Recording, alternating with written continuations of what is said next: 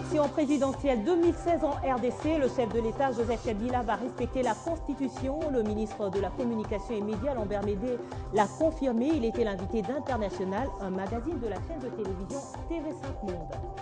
Disparition du vol de Malaysia Airlines qui effectuait la liaison entre Kuala Lumpur et Pékin. Après plus de 48 heures, le mystère reste entier sur le sort du vol MH370. Interpol enquête sur des traces suspectes présentées par plusieurs passagers.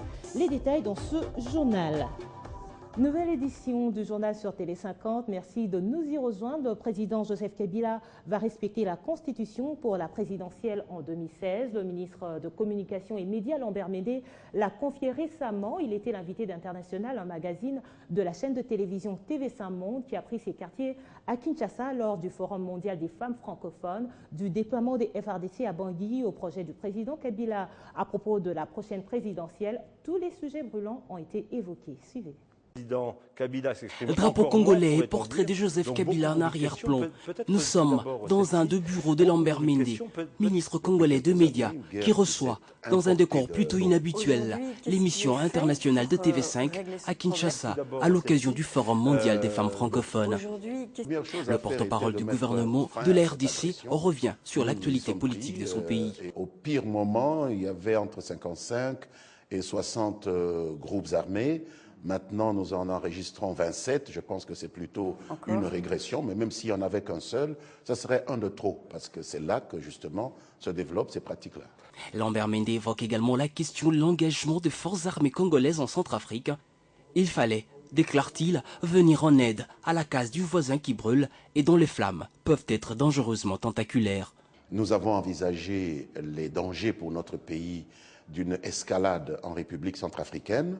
Nous avons pris conscience de la négligence dont nos prédécesseurs avaient fait montre lorsque le génocide au Rwanda avait fait débouler chez nous des millions de gens. Ils les ont laissés entrer sans contrôle. Ils n'ont participé à aucune opération pour maîtriser la situation à cette frontière. Et nous avons appliqué le principe de précaution en envoyant ces unités en réponse justement à cette demande de l'Union africaine. D'autres questions tournées autour du processus électoral 2013-2014 et de projets du président Joseph Kabila à ce sujet. Réponse de Lambert Médé. Le président Kabila respectera strictement ce qui est écrit dans la Constitution. Il ne sera donc pas candidat. Il n'y a pas plus de 2 mandats consécutifs. Il n'y aura pas plus de 2 mandats consécutifs. Et je vais vous répéter ce que le président nous a dit. En 2016, il y aura dans ce pays un passage de flambeau civilisé entre un président qui sort et un président qui entre. Le ministre a aussi évoqué la problématique de la participation de la femme dans les institutions politiques de la RDC et du Forum mondial des femmes francophones, intervenu juste après le 17e sommet du COMESA. Tenu à Kinshasa, ces grandes rencontres internationales dénotent de la volonté ferme de son pays de reprendre sa place de locomotive économique et géostratégique sur le continent.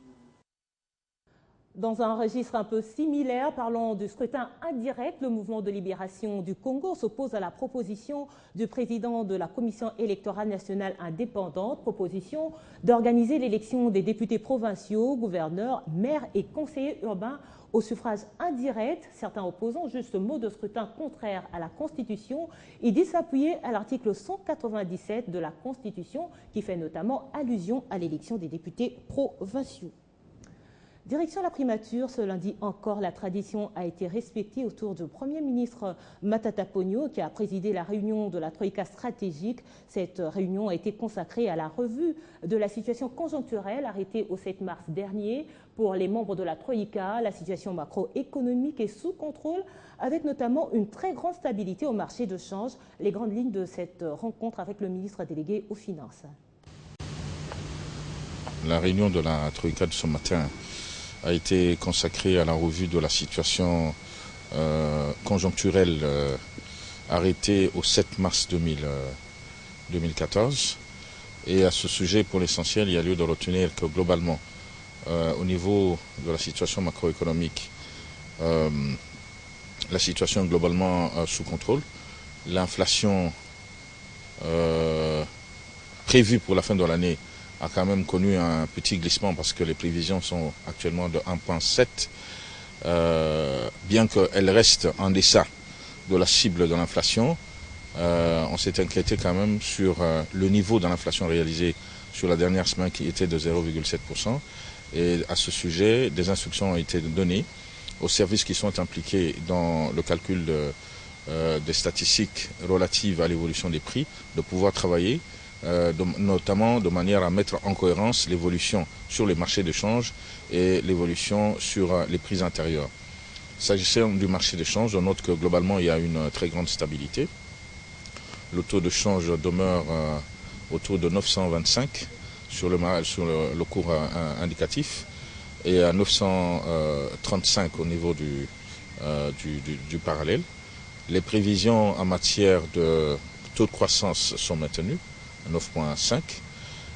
On a enregistré une petite augmentation des réserves internationales au cours de l'année, de la dernière semaine, parce que nous sommes remontés à 8,7 semaines d'importation, venant de 8,5 semaines il y a quelque temps. Ça, c'est un peu les éléments essentiels concernant la situation macroéconomique. Et il faut ajouter aussi que, s'agissant des finances publiques, la situation à fin février, comme la situation au 7 mars, montre que globalement, nos dépenses ont été tenues et alignées sur le niveau de recettes réalisées. C'est une promesse, les États-Unis d'Amérique vont continuer à apporter leur soutien au développement de la République démocratique du Congo. C'est ce qu'a déclaré dimanche à Goma l'envoyé spécial des Nations Unies dans la région des Grands Lacs. Par ailleurs, Russ Feingold a appelé les autres pays de la région à respecter l'intégrité de la RDC. Grâce à Lambo, nous en dit plus. Nous reconnaissons que l'Est de la RDC fait partie intégrante du pays. Notre objectif, c'est de faire en sorte que le gouvernement de la République démocratique du Congo puisse gérer et gouverner tous les pays et que les autres pays de la région respectent cette option. C'est à Goma, chef-lieu de la province du Nord Kivu, que l'envoyé spécial des États-Unis d'Amérique dans la région de Grand Lac a réaffirmé le soutien de Washington au développement de la RDC.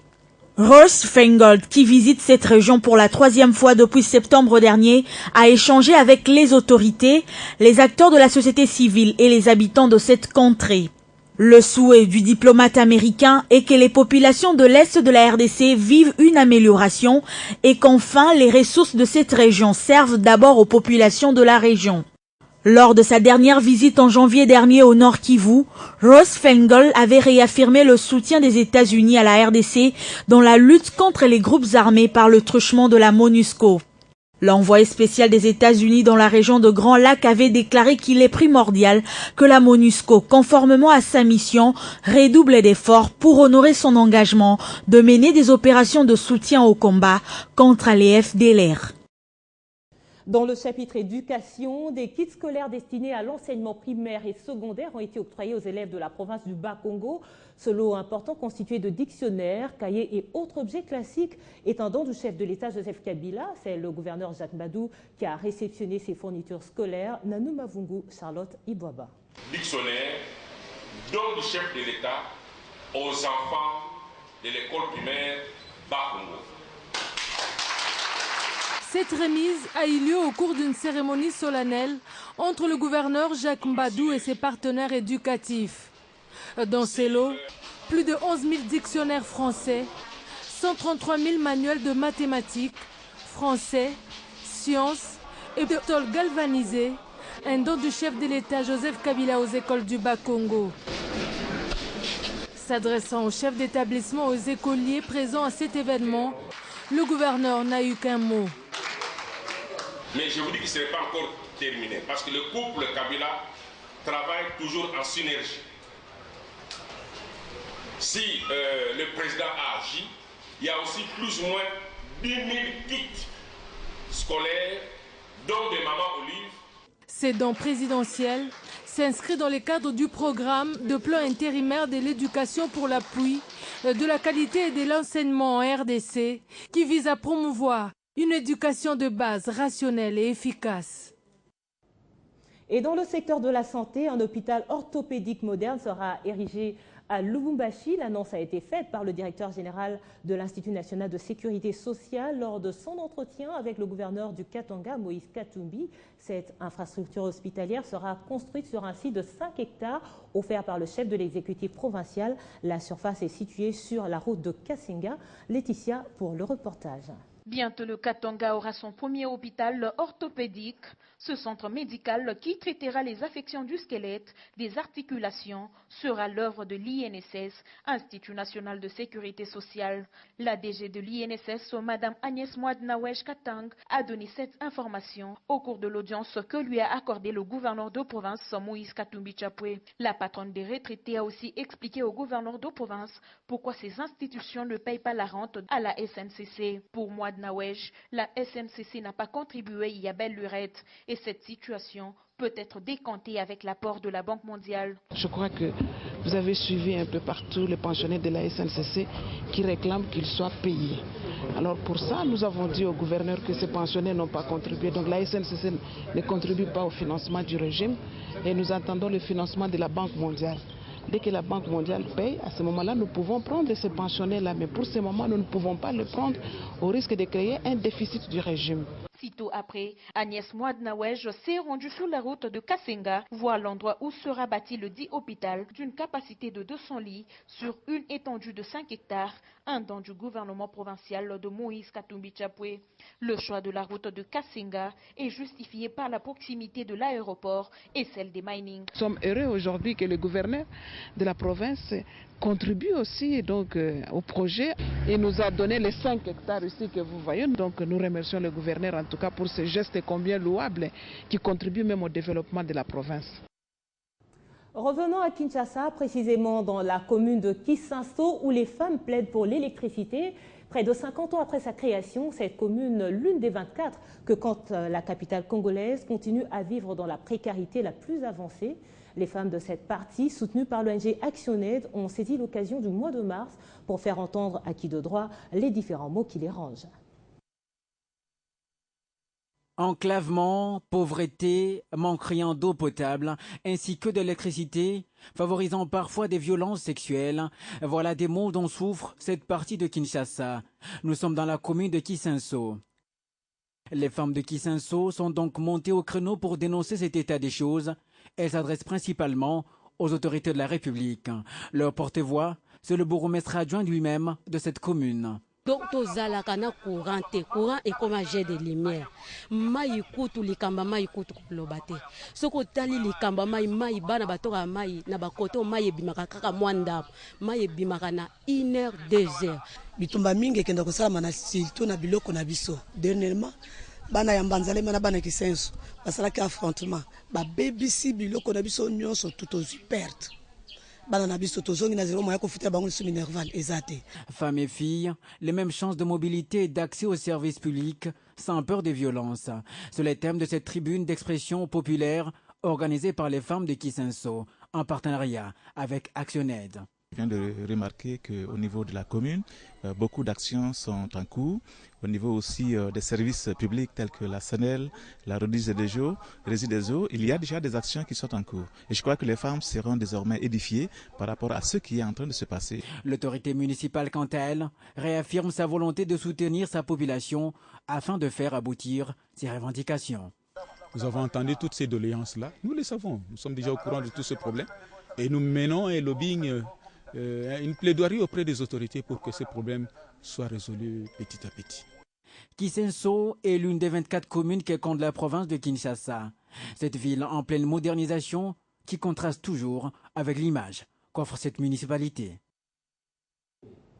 Et plus loin de la RDC, des recherches continuent jusqu'à ce lundi pour localiser le Boeing 777 de Malaysia Airlines disparu dans la nuit de vendredi à samedi malgré la découverte de débris possibles.